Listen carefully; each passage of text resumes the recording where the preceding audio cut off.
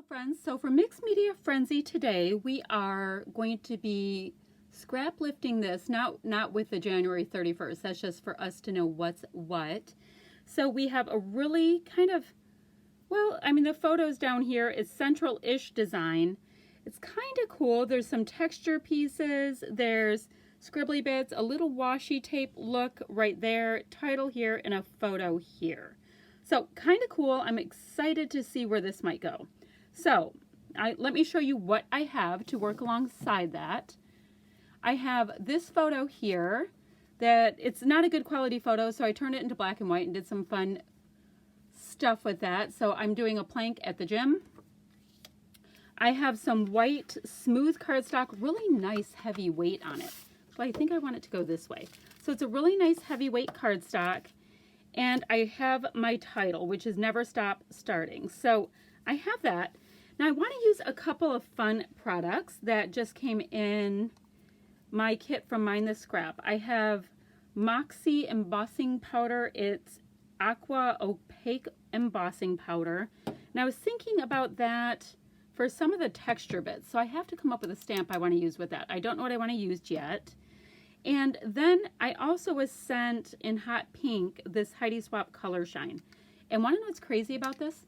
I think this is the one Color Shine I do not have. So I was all excited about that. I didn't even know you could get a hold of Color Shine. And then for my washi tape that I saw there, my kit also had this really cool hot pink one right here that says I Can't Even.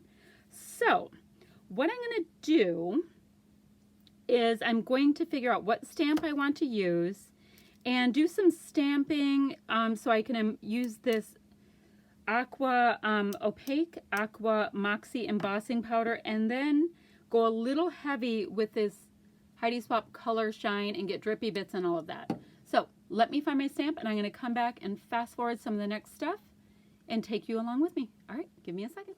I have this Bo Bunny stamp, and it looks kind of like a stone wall. I grabbed out some an embossing stamp pad, and I have my opaque embossing powder, which I don't think I've ever had an opaque one, so it's kind of cool. I did look in my embossing powders, which I don't use enough, and I have the exact same color in regular embossing powder.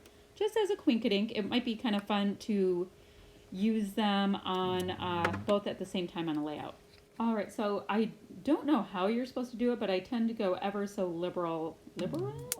I sprinkle liberally with my embossing powder. Now, has anybody in the history of time ever embossed and have it not get tiny little bits all over your desk? Like, I always feel like there's sand left on my desk when I do these things. I didn't know. So I do end up putting the stamp and the embossing powder 4 times on my layout, because once you put the photo on it, you're like, oh, I'm not going to see enough of it. So my little like stone wall just gets built out a little bit more. And I'm going to go ahead and heat emboss it on the other side of my room, so you will not see that like painstaking time. So I wanted to pop on live really quickly and show you how gorgeous this came out. So I have a nice little sheen. I wouldn't say it's metallic, but you do get a nice little après shine. I used this Bo Bunny stamp that kind of looks like stonework that is in the kit I'm using. So next I'm going to go kind of heavy on this Heidi Swapp Color Shine in hot pink. So let's see. I haven't played much with it yet. I just know, I want to do some smooshing and some splatty bits. So let me grab, because this was on the floor right next to me. That's lovely, right? Let me go ahead and get my fingers in there and try to, See, this is what happens when I try to do it totally live and I haven't done it before. We just have to see how it goes. So I'm going to use this little piece of packaging. See if the sprayer works, and look at, oh my goodness, that is bright. Okay, I'm going to squeeze it a little bit. And then I'm going to try to get some splatty bits on. And this is so bold, my friends. Let me see. So bright. So I thought I would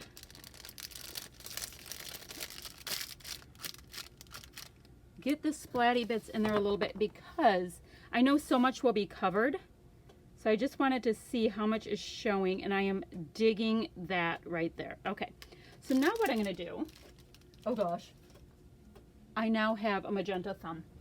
So now what I'm gonna do is cap it. I know it is like painfully bold right now, but you know, it's not all gonna show. So this is gonna be fun. I need splatty bits now. Let's get some splatty bits coming off. And the cool thing is, like, none of it will stick on the embossed part if I went to wipe it off. So it's kind of a cool thing that you get to do with that. So I kind of like where those splatty bits are. Now in the inspiration piece, I have some drippage. I'm going to see if I can get a little bit of drippage on. I go a little heavy right there. At the moment, it looks like a crime scene. Let's see if we can get controlled drippage, because you know that sounds normal. All right, so let's bring it back going that way. And I want to dab that off.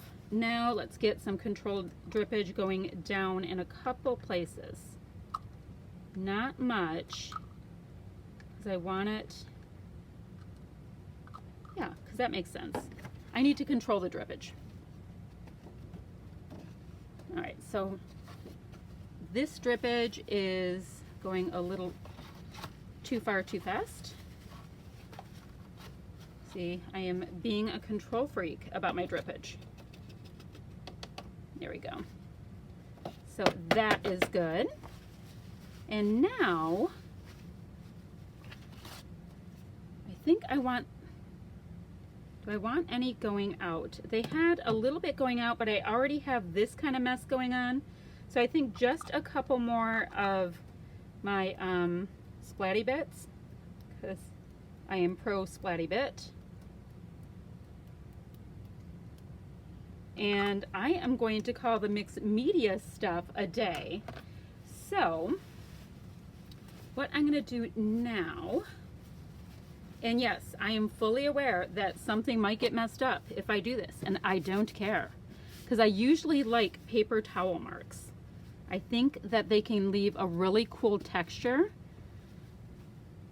If, yep, see, I'm getting some of that cool paper towel texture, and I always like that. I think it looks super cool. And why am I dabbing it off? I can leave it to dry, absolutely. And things probably look best if you just leave them to dry. But that would require patience, and I am choosing not to use patience.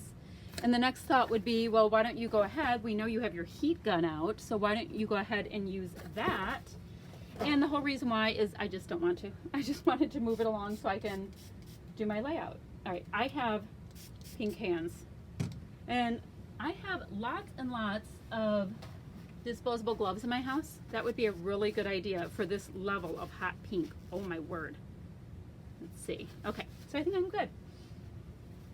So let's see. Let's make sure that this is in frame. All right, now I'm going to fast forward the rest of it. So I want to add a border to this layout without taking too much from that bright bold color. So I'm going to use this great X's and O's background. I don't know if it's supposed to be like a Valentine's background or not. I have no idea, but that's what I'm going to use. And I am going to be sure to gut it as well because I love it and I want to give my photo just a little bit of a matte. And I'm choosing also black and white because I have a black and white photo and I really like to play up the black and white with punches of color kind of a thing. So, oh, and in case you needed to know, I trimmed my white cardstock to 11 by 11 because I was looking for a strong border on this one. And right here you see me pull out my Fiskars trimmer, and I will always keep my handy dandy little Fiskars trimmer around for A, if I go to offsite crops, and B, for gutting pattern paper. All right, I've matted down my cardstock, and I have also gone ahead and matted my photo, and I'm going to go ahead and put a line of washi as kind of the shelf, which I think I'm going to have to adjust that a little bit because I realize that I have this upside down. So So we'll be flipping that over. My title is fairly simple. Like I said, it's Never Stop Starting. It's just about those times that we end up taking a hiatus to the gym, or a hiatus in scrapbooking, a hiatus in anything. And I never think it's a problem as long as you keep starting again. Like, I think that there may be more courage in that, and as opposed to just giving up. So that's what my title is about. Yeah, and it's one of those things. It's like you want to take a picture at the gym without being obvious, and yeah, the plank position is probably the least showy way for me to do that at my gym. I belong to a large gym, and everybody can kind of see everything going on. So this was at the end. I was just doing some planks and some stretches and all that kind of stuff. So down below, you'll see links to the other fab creators that are a part of this series. So go ahead and see what they came up with for this sketch. It's fun because all of us are using the same sketch, so we can see how everybody's interpreting it. So go ahead and do that. Now the rest of my layout's fairly simple because the work on this is pretty much already done. I'm letting the mixed media be the star of the show. I'm going to just go ahead and add 3 little aqua puffy dots to the upper left of my photo. And these ever so cool puffy dots are by Pebbles, and they're like a rainbow set, and you get a ton in there. Now I know I'll use up all the aqua, the black, the white, and the gold before you know it, but I'm really impressed with the quantity that you get.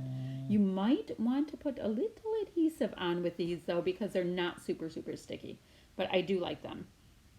I will go ahead and also put the year that this layout is made.